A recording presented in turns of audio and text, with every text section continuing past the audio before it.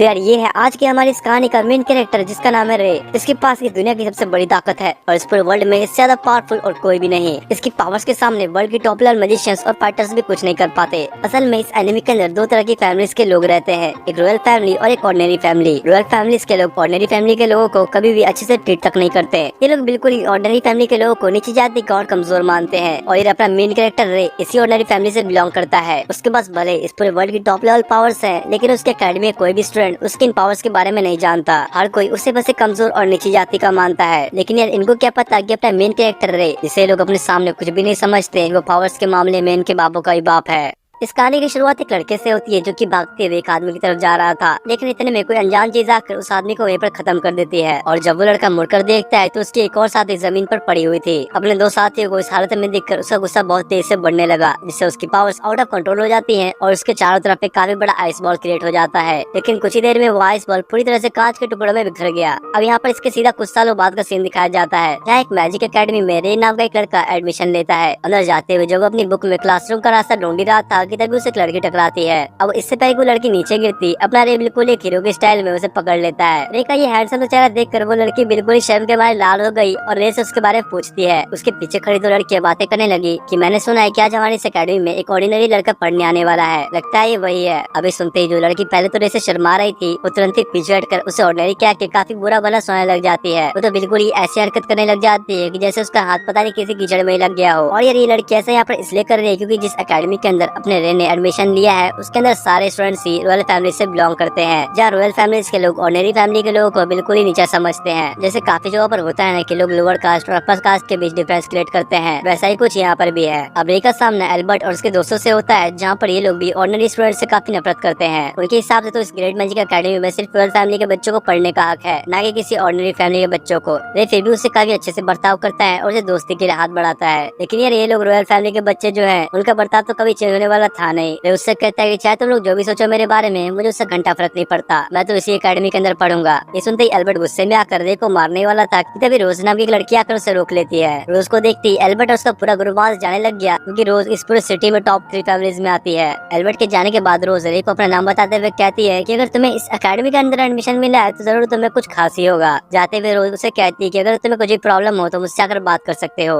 अब इसके बाद हमें ऑडिटोरियम का सीन दिखाया जाता है, जहाँ पर प्रिंसिपल सारे न्यू स्टूडेंट्स का वेलकम करती है। वो सभी से कहती है कि तुम लोग को यहाँ पर एडमिशन मिल गया, ये कोई बड़ी बात नहीं है, लेकिन आगे अब हर किसी को कड़ी मेहनत करके एक अच्छा मैजिशियन और स्वर्ड्समैन बनना होगा। प्रिंसिपल का लेक्चर खत्म होने के बाद रोज सबके सामने आकर स्टूडेंट्स का वेलकम कर दिया है, और ऐसा इसलिए क्योंकि वो स्कूल की रिप्रेजेंटेटिव है। इसके बाद क्लासरूम में आने पर प्रोफेसर ग्रे रे को सभी स्टूडेंट्स से इंट्रोड्यूस कराती है। सभी रे को देख के हैरान थे और ज्यादा किसी को रे से प्रॉब्लम नहीं होती, लेकिन वही एल्बर्ट रे से बहुत चिढ़ रहा था क्योंकि वो ऑर्डिनरी के साथ कभी नहीं रह सकता। तभी जब रे क्लास में अपनी सीट पर बैठने के बाद बाहर देखता है तो बाहर का वो खूबसूरत नजारा अचानक से एक डिस्ट्रक्शन से भरी हुई जगह में बदल जाता है। पर सिर्फ कुछ ही देर में सब कुछ नॉर्मल भी हो गया। यहाँ पर देखने में ऐसा लगा कि जैसे रे को कुछ याद आ रहा है। रे का ध्यान क्लास में ना होकर बाहर था, जो देख के टीचर उसके ऊपर चौक फेंक दिया है। लेकिन यार रे हमेशा की तरह इस सब मामलों में अलर्ट रहा करता है, तो जल्दी से उस चौक को पकड़ लेता है। पर ये चौक थोड़ी अलग थी, उसको पकड़ते ही वो ब्लास्ट हो गया, जिसका पूरा डस्ट उसके चेहरे पर आ जाता है और पूरी क्लास में इससे उसका मजाक ही बन गया। वैसे भी डिस्ट्रक्शन से भरी जिस सिटी का नजारा दिखाया गया था उसके बारे में आगे तुम्हें जल्दी ही पता चल जाएगा। इधर क्लास में प्रोफेसर सभी को 7 ग्रेटेस्ट सॉर्सर के बारे में बताती है, और ये सॉर्सर्स को मैजिशियंस भी कहा जाता है, ऐसे लोग जिनके पास कुछ स्पेशल मैजिक एबिलिटी इस्तेमाल करने की ताकत होती है। इन 7 ग्रेट सॉर्सर्स में से फर्स्ट है इस एकेडमी की प्रिंसिपल, जिसे ब्लेड सॉर्सर भी कहा जाता है, और दूसरी कैरोलिन नाम की एक प्रोफेसर है जिसे स्पेल बाइंडिंग सॉर्सर भी कहा जाता है, और तीसरा एक आइस ब्लेड सॉर्सर। लेकिन यार किसी को भी इसके बारे में कोई जानकारी नहीं होती है, क्योंकि वो लास्ट वॉर के बाद कहाँ गायब है, किसी को भी इसके बारे में कोई भी जानकारी नहीं है। और अब बचे बाकी 4 सॉर्सर्स, लेकिन इनके बारे में भी किसी को कुछ ज्यादा पता नहीं। ऐसा ही माना जाता है कि आइस ब्लेड सॉर्सर इन सभी में सबसे ज्यादा ताकतवर है। प्रोफेसर उनसे कहते हैं कि तुम सबका एक गोल होना चाहिए कि तुम इन 7 ग्रेट सॉर्सर्स की तरह बनो। और यहाँ हमेशा की तरह एल्बर्ट को ब्लेड के होने से दिक्कत होती है। वो कहता है कि अगर हमें ग्रेट सॉर्सर बनना ही है तो हमारे बीच ऑर्डिनरी स्टूडेंट क्यों है, और यार तुम लोग भी अभी चिंता मत करो, रे के बारे में भी बहुत कुछ रिवील होना बाकी है। प्रोफेसर गुस्से में उसे कहते हैं कि अभी तुमने तो कुछ किया भी नहीं, लेकिन रे ने इस एकेडमी के टॉप एंट्रेंस टेस्ट और पर्सनल इंटरव्यू को पास किया है, इसलिए उसे एडमिशन मिला। वो अपने दम पर इस एकेडमी में आया है, तो मुझे नहीं लगता कि इसे तुम लोगों को भी कोई एतराज होना चाहिए।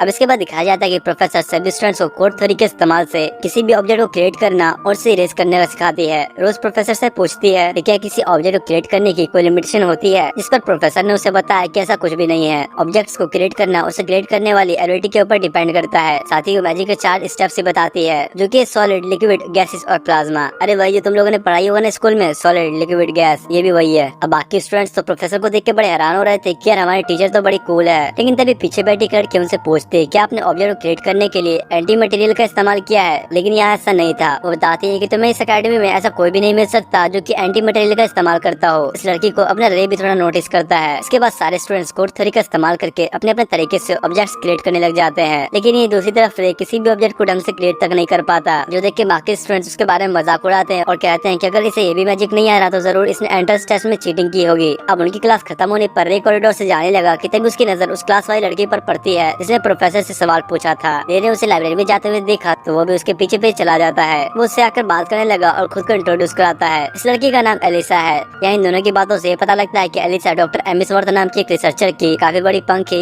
यानी कि फैन है, इसलिए वो भी उसकी तरह बनना चाहती है। रे उससे कहता है कि हाँ, मैंने उनकी बुक्स पढ़ी है और मैं भी उनका काफी बड़ा फैन हूँ। उससे पूछता है कि आखिर क्या बात है, आखिर तुम अपने बालों को ऐसे ढके क्यों रखती हो, तुम्हारे तो बाल ऐसे भी कितने अच्छे हैं। इसलिए वो बताती है कि असल में उसके ईयर्स एल्फ जैसे दिखते हैं, इसी वजह से वो अपने कानों को हमेशा ढक के रखा करती है। लेकिन रे उससे कहता है कि मुझे तुम्हारे कान बहुत अच्छे लगे, इसमें क्या कमी है। ये सुनते उसका चेहरा शर्म के मारे लाल हो जाता है। अब शाम होने पर रे हॉस्टल के रूम में आता है जहाँ उसकी मुलाकात अभी नाम के एक लड़के से होती है। और हाँ, ये बाकी के रॉयल फैमिलीज के स्टूडेंट्स की तरह बिल्कुल भी नहीं है। वो दोनों ही जैसे एक दूसरे से मिलते हैं तो उन्हें एहसास हो जाता है कि वो दोनों बिल्कुल एक जैसे हैं, बिल्कुल भाई भाई। दोनों ही अपनी फिटनेस को काफी प्रायोरिटी देते हैं और बॉडी तो तुम लोग यहाँ पर देख ही सकते हो इनकी। अगले दिन अपनी ट्रेनिंग करते वक्त रे बहुत स्पीड में रनिंग करते हुए एक लड़के के बहुत करीब से गुजरता है और उसके स्पीड के कारण उस लड़के के थोड़े कपड़े भी उड़ते हैं। फिर वापस आकर जल्दी से उस लड़के से माफी मांगता है। इस लड़की का नाम रेबिका है, जो कि इस वक्त अभी 3rd ईयर की स्टूडेंट है और ठीक क्रोस की तरह ये भी टॉप 3 फैमिली से बिलोंग करती है। अब अगले दिन स्कूल में आते ही अभी रे को रोज और रेबिका के फैमिली के बारे में बताने लगा कि इन दोनों की फैमिलीज बहुत ही बड़ी मानी जाती है और ये दोनों ही लड़के काफी इंटेलिजेंट भी है। अंदर आने पर रे बताता है कि शायद प्रिंसिपल ने बुलाया है। अब जब वहाँ जाने ही लगा कि तभी एक लड़की उससे काफी तेज से आकर टकराती है, लेकिन रे तो अपनी जगह से 1 इंच भी नहीं हिलता। इस लड़की का नाम क्लेरिस है, जो कि ये भी रॉयल फैमिली से बिलोंग करती है। यहाँ इस लड़की की फैमिली स्टेटस के बारे में अभी ज्यादा किसी को नहीं पता होता। इनके बीच ऐसी थोड़ी और बातें होती हैं और लड़की कुछ ज्यादा ही बकबक कर रही थी, इसलिए उससे अब किसी तरह पीछे छुड़ा कर रे प्रिंसिपल से मिलने जाता है। लेकिन यहाँ पर आकर रे प्रिंसिपल को जनरल कह के बुलाता है। इस पर प्रिंसिपल उससे कहते कि अभी हम लोग स्कूल में हैं, तो तुम मुझे प्रिंसिपल कह के बुला सकते हो। अब रे ने ऐसा क्यों कहा, ये चीज तुम लोग को आगे पता लगेगा। इसके बाद ट्रेनिंग ग्राउंड का सीन दिखाया जाता है जहाँ उनकी टीचर एल्बर्ट और रे के बीच में एक बैटल करवाती है। एल्बर्ट तो यहाँ पर रे को देख के अभी भी काफी गुस्से में होता है। उसे देख के तो ऐसा लग रहा था जैसे वो रे को खत्म ही करके छोड़ेगा। अब जैसे ही फाइट शुरू होती है तो एल्बर्ट रे की तरफ बढ़ते हुए उस पर अटैक करता है, लेकिन अपना हीरो रे तो उसे बड़ी आसानी से डॉज कर लेता है और उससे कहता है कि बच्चे तुम्हें भी थोड़ी और प्रैक्टिस की जरूरत है। एल्बर्ट इस बार और भी गुस्से में रे के ऊपर अटैक करने के लिए आगे बढ़ता है, लेकिन इस बार तो रे ने एक ही झटके में उसके स्वॉर्ड के टुकड़े टुकड़े कर दिए। शायद अब इससे एल्बर्ट को अपनी औकात समझ में आ गई होगी। प्रिंसिपल भी खड़ी रे को देख रही थी और कहती है कि मैं खुश हूँ कि तुम अपनी स्टूडेंट लाइफ